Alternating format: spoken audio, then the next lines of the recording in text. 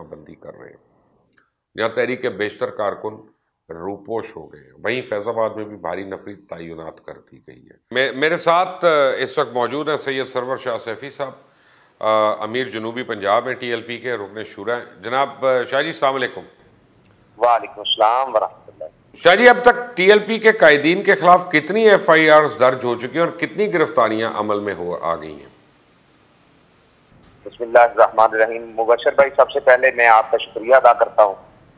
समी इब्राहिम साहब, अपना दूसरे साथी, जिन्होंने इस कड़े वक्त में हुकूमत की इतनी सख्तियों के बावजूद हक की आवाज को आगे चलाया।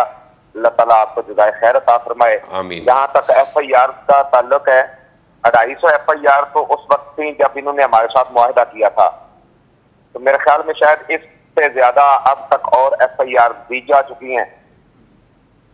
तो ये सूरत हाल है FIR के हवाले से।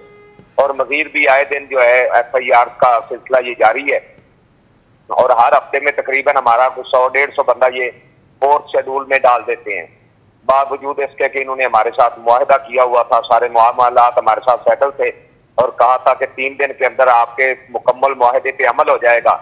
बजाय अमल करने के ये सख्तियों पे सख्तियां बढ़ाते जा रहे हैं। तो ये सूरत हाल है। तो हज़रत ये बताइएगा कि इस वक्त क्रैकडाउन कहाँ कहाँ हुआ है? हाँ जी, क्रैकडाउन कहाँ कहाँ हो रहा है? जी, क्रैकडाउन तकरीबन पूरे पंजाब में हुआ है। अच्छा। खसूसन शुमाली पंजाब, बस्ती पंजाब और जनूबी पंजाब, और सबसे ज्यादा सख्ती जनूबी पंजाब में है। मेरे ख्याल में जिम्मेदारान का कोई ऐसा घर नहीं जो यहाँ जिम्मेदारान मौजूद है, मेरे समेत कोई ऐसा घर नहीं है जहां पर पुलिस की गाड़ियां नहीं गई, जहां पे तोड़फोड़ नहीं की। और यहाँ तक के 8-8 साल के बच्चों को भी उठा लिया। एक जंग का साथी है, उनके खानदान के तकरीबन 25 अफराद को उठा लिया गया है। हमारे एक सैयद किबरिया शाह साहब हैं, उनका मेहमान आया हुआ था, ब्रादर इन लॉ, तो उनको उठा के ले गए हैं। तो ये कंडीशन है। हज़रत, आप लोगों के मुतालबात जो है उसमें सिर्फ साद रिजवी साहब की रिहाई है या कुछ और भी उसमें है? नहीं सर, हमारे मुतालबात वो हैं जिनका ऐलान शेख रशीद साहब ने किया था, वजीर दाखिला ने। जिस दिन मुज़ाकरात फाइनल मुज़ाकरात हुए थे ना, उस दिन जो उन्होंने ऐलान किया था ना, तो हमारे वो मुज़ाकरा अपना मुआहदा है। हम ये चाहते हैं कि हमारे उस मुआहदे पे मिन्नो अन अमल किया जाए, जिस तरह के जिसको सब ने बैठ कर तय किया था। तो अब कल आप लोग लॉन्ग मार्च कर रहे हैं, तो क्या उम्मीद कर सकते हैं? क्या आपके ख्याल में जब इतनी बड़े लेवल पे गिरफ्तारियां हो रही हैं, क्रैकडाउन हो रहे हैं, तो लॉन्ग मार्च हो सकेगा आपका?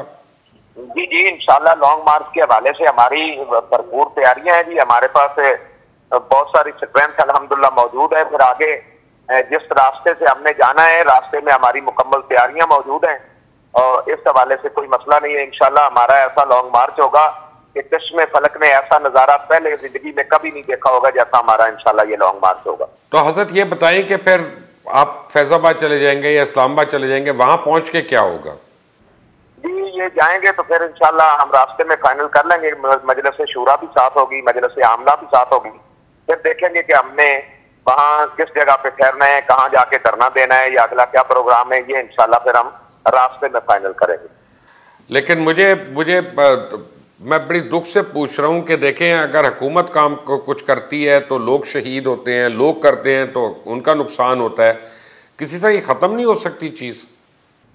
कितना इस तरह है कि हमने ये ख़त्म करने के लिए 6 माह सब्र किया है।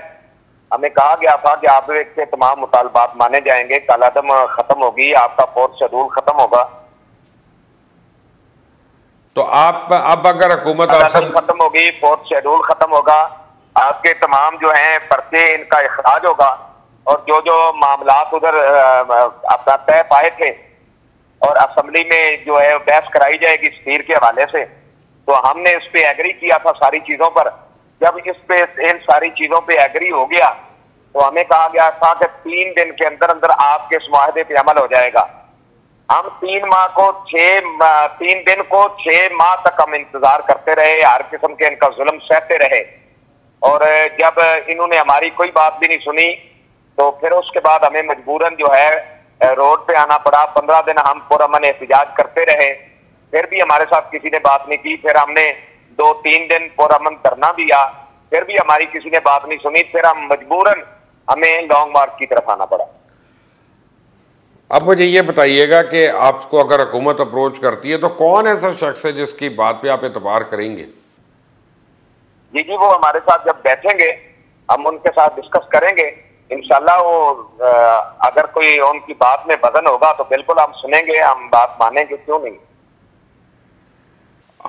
मुझे बड़ा दुख है वैसे ये बात करते हुए लोगों के आगे कि जनाब उस्ताद रिजवी साहब जो हैं अदालती अहकामात के बावजूद उनको नज़रबंद किया गया, तो मैं कह सकता हूँ कि इसमें बहुत सीरियस एक इशू है और ये हुकूमत को इसका जवाब कभी ना कभी तो देना पड़ेगा। आप इसे एग्री करते हैं? जी जी मुबशर भाई, इस तरह है ना कि आप लोगों के सामने है कि हमने दरवाजा अदालत का भी खटखटाया, सुप्रीम कोर्ट से भी हमें कामयाबी हुई, हाई कोर्ट से भी हमें कामयाबी हुई, और फिर हुकूमत के साथ मुज़ाकरात भी किए।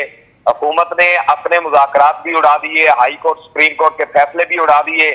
अब हमने इस मामले को अवाम की अदालत में रख दिया है, हमने इस मामले को अल्लाह और उसके रसूल की अदालत में रख दिया है। इंशाअल्लाह अज़ीज जो 2 नंबरी कर रहे हैं, अल्लाह इनको जरूर जलील करेगा इंशाअल्लाह, हमें उम्मीद है अल्लाह की रहमत। सैयद सरवर शाह सैफी साहब, आपका बहुत बहुत शुक्रिया हमें ज्वाइन करने के लिए। आपका भी बहुत। आप सुन रहे थे शाह जी की बातें और तहरीक लब्बैक का मौक़िफ़ आपके सामने आ गया।